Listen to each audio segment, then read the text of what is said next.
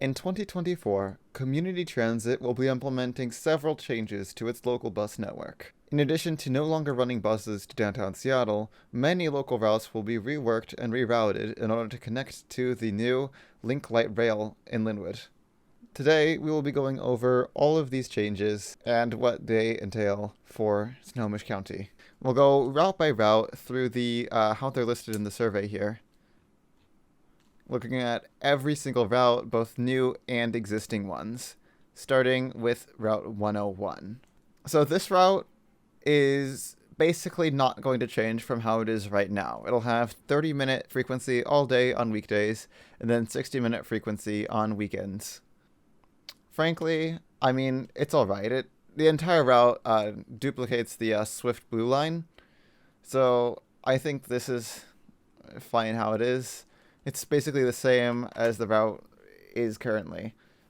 So this change is, I would say, no difference on here. But I already filled out the survey, so I'm not going to be doing that right now. Alright, next up, a new route, Route 102. This route will run from Edmond Station to Lynwood Transit Center. This route will follow a pretty similar route to the current Route 116, except it'll go south here to Edmonds Park and Ride and continue on to 12th, instead of going up to Edmonds College and then along 200th. I think the routing is good. Route 116 will be deleted with these changes, so they should still have something to serve that corridor. However, this route will run every 60 minutes and only on weekdays, whereas Route 116 used to run, currently runs every 30 minutes on weekdays and every 60 minutes on Saturdays and Sundays. So this will be a downgrade for the people who live along this corridor.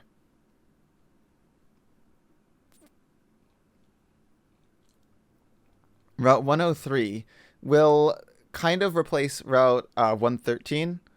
Instead of going to Mccollum, it'll go to the Seaway Transit Center, and it'll also take a slightly different route through Lynwood, but it will still serve the Alderwood Mall, and other than that, up to 84th, it'll follow essentially the same route as the 113 currently does. But then here, it'll go east and follow the current Route 107 over to Seaway Transit Center. This will be an upgrade over the current Route 113 and Route 107 that the area serves because of these frequencies. It'll run every 20 minutes during peak hours and every 30 minutes off-peak. Currently, the 113 runs every 60 minutes all day with some 30-minute peak frequencies. And then 107 is peak only. So this will be a better frequency for the corridor.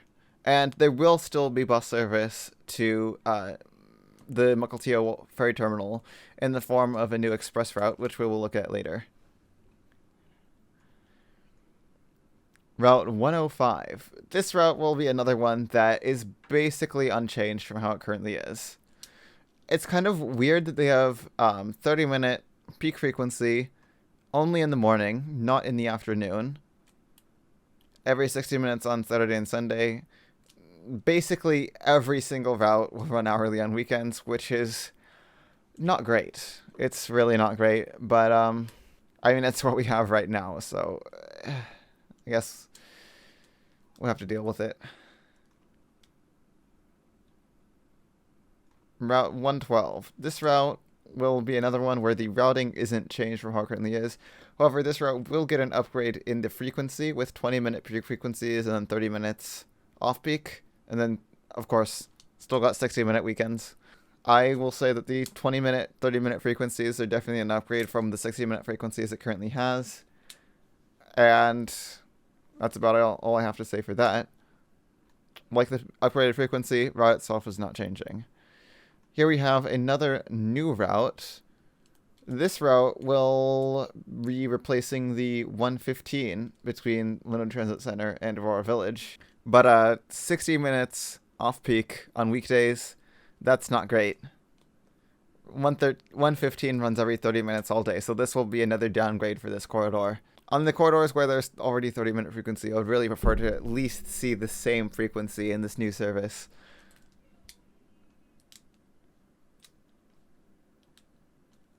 Route 119. This route has essentially 0 changes from the current routing. Same frequencies, same route, no change. Route 120. This route actually has some differences in it. You can see the current routing on the map here. It'll be shortened to end at the Lynwood Transit Center instead of continuing to Edmonds College. It'll also have a different routing to Canyon Park, and then will be extended to UW Bothell, Cascadia College.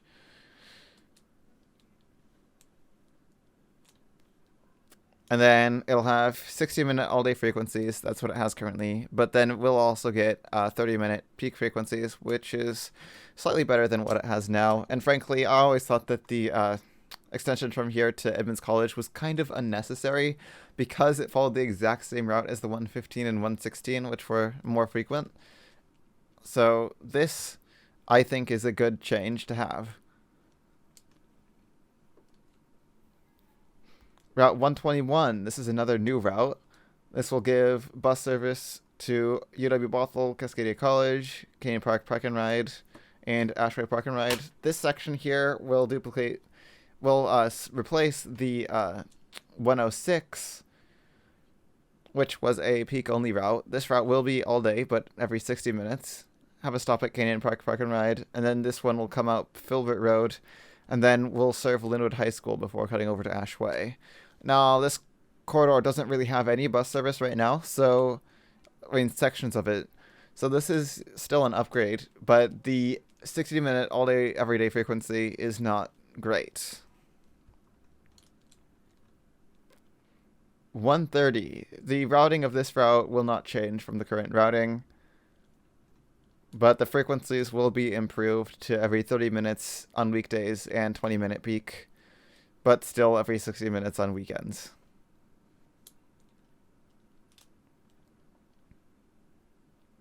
Route 132. This is another new route, technically another new route.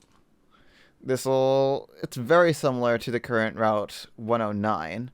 It doesn't go to Ashway Park and Ride, and it has this diversion on Puget Park Drive to serve this loop that is currently served by the 116, which will no longer be serving that area.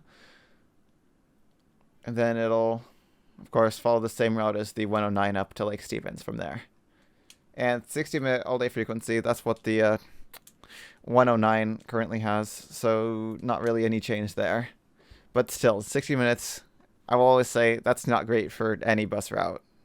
Would prefer to at least see 30 minutes on that, but, you know, there's only so much they can do with the amount of drivers and service hours they have available. Guys, now here you can see the main replacement for the current Route 116. It'll still end at the same place, but we'll take a different route through there. We'll instead come down Seattle Hill Road from here, and then from this section here at Ashway, then it will instead replace the 196 instead of the 116. This is Route 166. So essentially half 196, half 116 combined into a single route.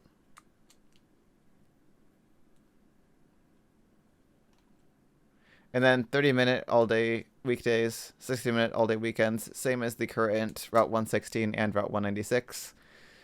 Putting those routes together, though, that means overall you'll be getting a worse frequency.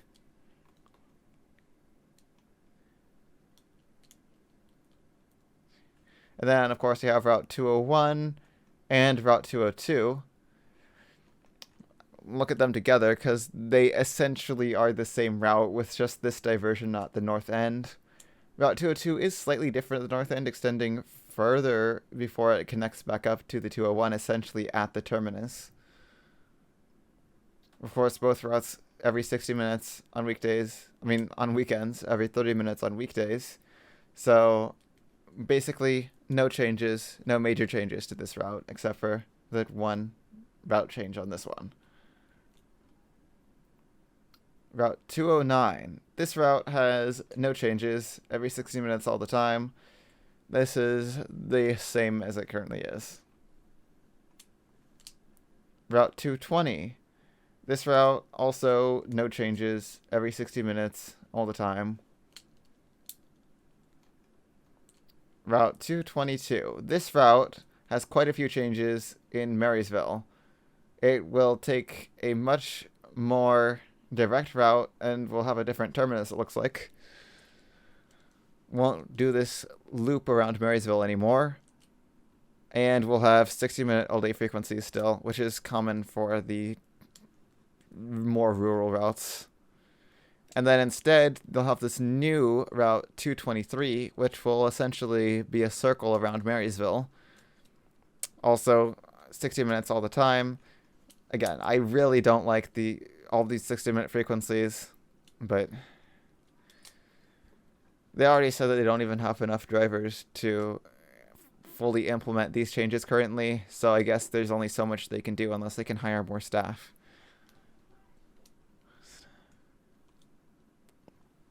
This route, also no changes.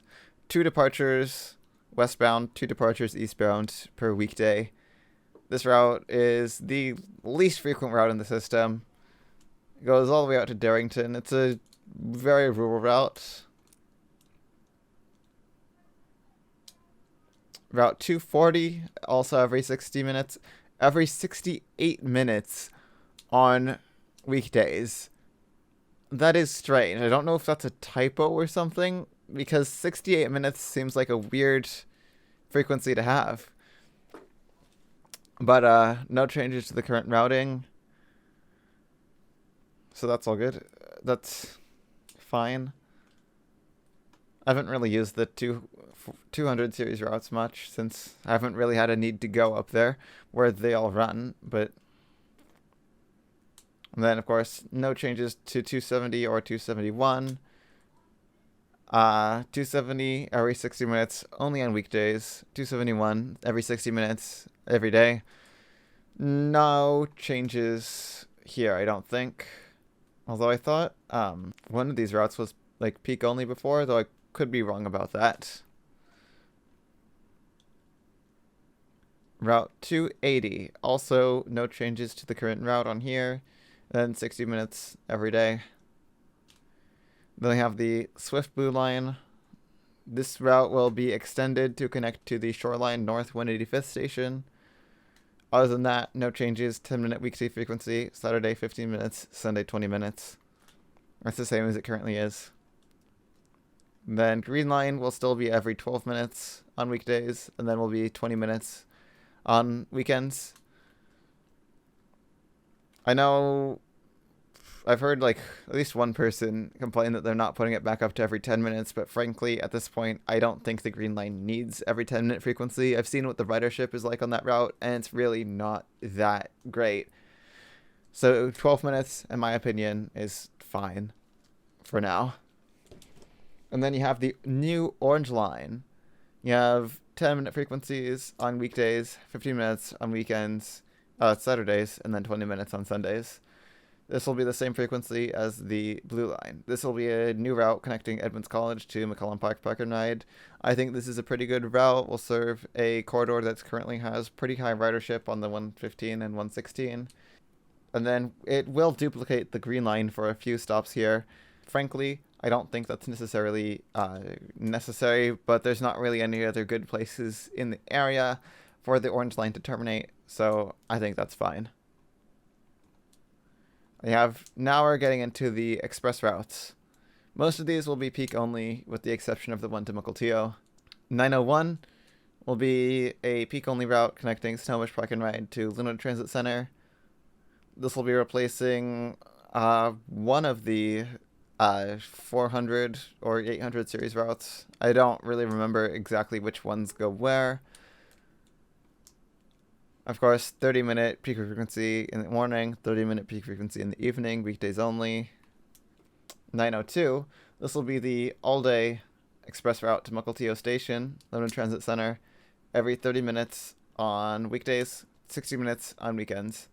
This will definitely make it faster to get to Mukilteo from Lynwood, because the 113 is not a fast route currently. You have 903, Lake Stevens to Lunar Transit Center. This route will run every 30 minutes during peak hours. Route 904, Marysville to Lynwood, also every 30 minutes during peak hours. 905, Stanwood to Lynwood Transit Center. This one will also be all day, every 60 minutes, which is interesting. And then you have Route 906, which will be Mccollum Park and Ride through Mill Creek to Canyon Park and Ride. This one, I think, will kind of replace the parts of the 106. I could be wrong about that. But it is one of the shorter peak routes. You have 907, Stanwood, I-5 Park and Ride to Seaway Transit Center. This one will run fewer hours than most of the other peak routes. Only 4 to 6 a.m. in the morning, and then 3 to 5 p.m. in the evening, every 30 minutes. This one will connect to Seaway Transit Center, so this one will be more intended for bowling employees. And then you have now 908, which will connect from Snowish Park and Ride to Bellevue. So this one will still go south and connect to Bellevue. This one will connect to the 2 line in Bellevue, as well as other routes. I believe this will replace the 424, which currently goes across the 520 bridge to Seattle. And then you have 909, which connects Edmund Station to Mount Lake Terrace. This one I feel could be a local route, really. I mean, it's a very similar route to the 130, but peak frequencies, 5 a.m. to 9 a.m., 3 p.m. to 7 p.m. every 30 minutes. And so that is all of the proposed routes for 2024 transit network. Overall, I think it's all right. There are some areas which would see reduced service over what they have currently, but overall, I do think it's an improvement over the current system, though frankly, I do think they could do better. But of course, it all depends on if they can get more drivers in order to run the routes. Also, you maybe noticed that Everett won't really have a lot in the way of bus service. I would not be surprised if Sound Transit ran additional service to Everett Station to connect to like Lynwood Transit Center, maybe connect to Bellevue still too. You have the 535 and 532 will probably continue to do that until Stride opens. And so yeah, that is the Community Transit 2024 proposed network. Let me know your thoughts on these changes down in the comments below, and thank you for watching.